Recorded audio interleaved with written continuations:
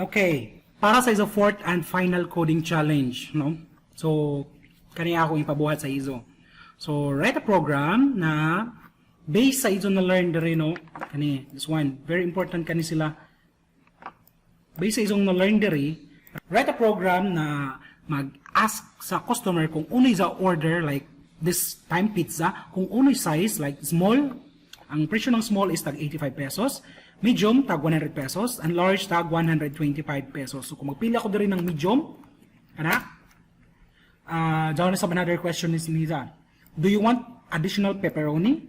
15 pesos. Kung small ang akong tagpili, additional 15 ra. Kung medium ang ako tagpili, additional 20 pesos. Kung large ang akong tagpili, which is dili large ang akong tagpili kay medium atong tagpili, no? Additional 25 pesos ra. Yes or no? Kung muno ako dire, dili ni sa i-add, dili sa mag-add nan kanina mga presyo sa kung uno na gani ako napili diri sa taas.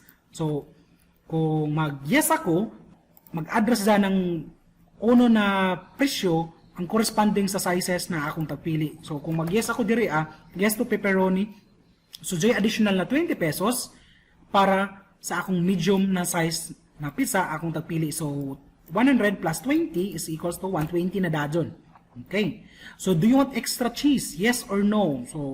So the same with, bahala unay ako tagpili diri sa ila, mangutahan na gyapon sa zanan kung mag-additional ba ako ng pepperoni or dili. So, yes.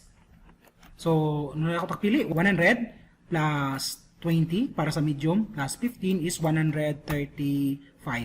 Sakto? So, amura dyan sa ang akong ipabuhat sa izo para sa izo final coding challenge. Any question, please feel free to PM sa ako and I will try my best na maka-answer dazon sa izo as fast as possible.